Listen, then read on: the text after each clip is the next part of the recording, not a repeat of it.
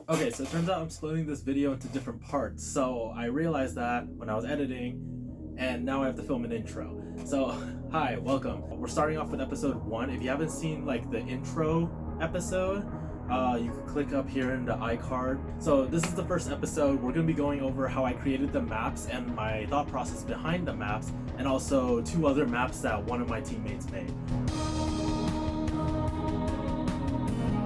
So let's start off with what I started with first, the maps, or rooms, dungeons, whatever you want to call it. But as I said originally, we were going to go with this whole apocalypse city vibe, and I already had a model of like this destroyed building from a previous project I had done, and it started out like that, right? So the first layout of the first room that I did was supposed to be like this parking structure type thing, where it's like abandoned with those support pillars and everything, and we had like this central pillar in the middle that would kind of act like this elevator terminal. I was supposed to put a door there so like the player could, they could enter, and it's sort of like the elevator, right? They would go up and down the building. But as I added materials, I added like these concrete material. It looked kind of plain, and quite frankly, I didn't add in like the little lines for the parking structure and all that. So I started to look for more, I guess, abstract ideas, and then I could use the reasoning of, oh, this could be a later level.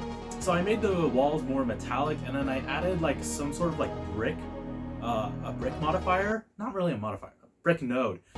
So I made the walls more metallic, and I added this brick node to give it more of like to give it some texture, and then it would cut off some corners so it looks a bit more unique rather than just looking like a pile of bricks.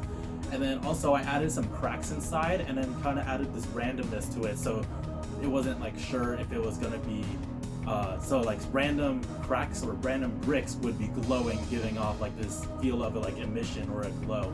After I made the first room, it was just a matter of designing the other levels, and then start appending those previous materials, and then implementing it into those levels, which is fancy for I copied and pasted the colors of the room. While I've used Blender a lot before, I've never really messed around with baking like the materials I make and the textures into an actual UV map.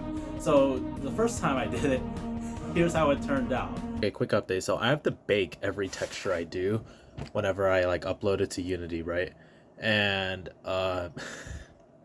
basically, whenever I bake a texture, I have to also add lights in to make sure that the scene looks realistic, and the lights are actually in there, so it knows what it looks like if there are lights there. And I fucked it up. And right now, the entire wall and floor is black, or the ceiling and the floor are black because there's no lights inside. And I spent 2 trying to render this, and I'm kind of just dying inside right now. With the second room I did, I added this little elevated part to it, just so it a little ramp, and it adds not really a lot of levels to it, but it adds just a bit more height to it. And then for the third room, I was kind of running out of ideas. Yeah, third room, didn't know what to do. So third room, I decided to look at some other games that I've been playing recently to get some inspiration. And I could call it inspiration, and I will call it inspiration, so a certain company doesn't kill me. But if you compare Room 3 with the layout of the Valorant map on Haven, Site C, there's a lot of inspiration involved. It's just a smaller condensed version, which actually gave it a really claustrophobic feel to it, and when you place in the enemies, it actually makes it feel a lot more tighter, and there's an enemy hiding right around the corner, just this tall guy who's chasing you throughout the room. So, and there's a lot of different levels to it, so you could jump around and try and get stuff, and it's pretty cool. So for the fourth room, this was a lot bigger inside of the game than I thought it would be, but I already finished it, so it's The fourth room was basically this elongated room. This was the first rectangular, noticeably rectangular one. I wanted it to have 2 noticeable levels, and the bottom level would dip in, and it would create this J shape. Yeah, that's what a J looks like. It would create this J shape, and then it would basically or hook shape. whatever. So basically the door would still be here, the other door would be here, and basically what would happen is that I wanted the player to like go through the pillars and see if there was any loot there, if there was a loot that spawned there. And then if there wasn't any loot there, they could have been loot right at the end of the hook. The goal was that they couldn't reach the end of the hook. At the very beginning, they would actually have to walk around. That didn't happen, but it was a nice thought anyway. The 5th level I did was by far my favorite. This one, instead of being focused on length, focused on height. So basically I wanted it to feel like a tower, like someone was escalating this building and you had to climb your way up. Because if I made it that the player had to go down, I feel like they would have just jumped down and then camped. But instead, having it go up, and with how slow, not really slow, but how the enemies like moved at the time, it made it work a lot nicer than I thought it would. And it just gave like a sense of direction, like as he like scales up the building, and then he has to like shoot his way through the enemies, which is pretty fun. Okay, so for the 6th room, this was the final like battle room that I actually worked on. It was a long corridor. I added some pillars, and then I added like just like a fancy like ramp with a doorway. Like it gave some cover for the players so they could like try and dodge enemies' sights and all that. And then it just like added more obstacles. There was nothing really a need for like, there's no really verticality to it. It was more just like the hallway, and then it was structured.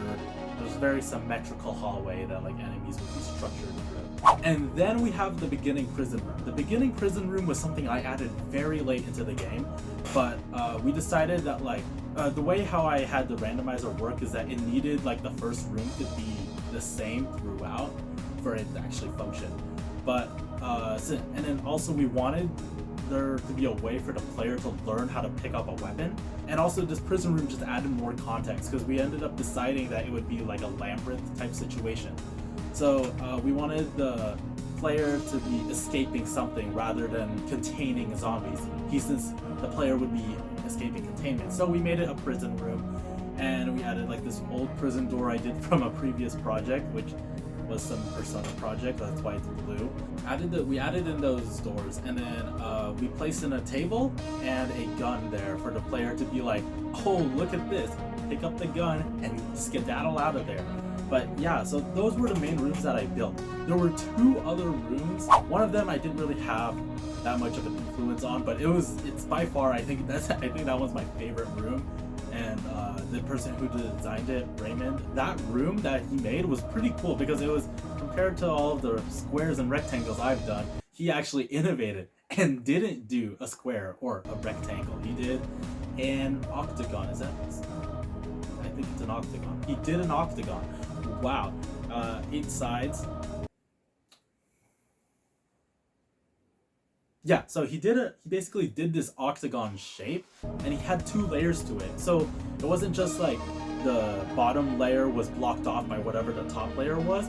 The bottom layer was still like accessible, and then the top layer acted like sort of like this bridge. The player would start in the top layer, and then they would have to like defeat all the enemies that were hiding in the bottom part of the layer. And then there's the boss room. The boss room was I basically took his octagon room, scaled it up by 2, added in some pillars, removed the center of the top part to make a hole, and yeah, that's the boss room. Cool. Those are the rooms. Hi, this is the ending of episode 1. If you enjoyed maps, then you would like maps. Click here for more videos, and click here for more videos.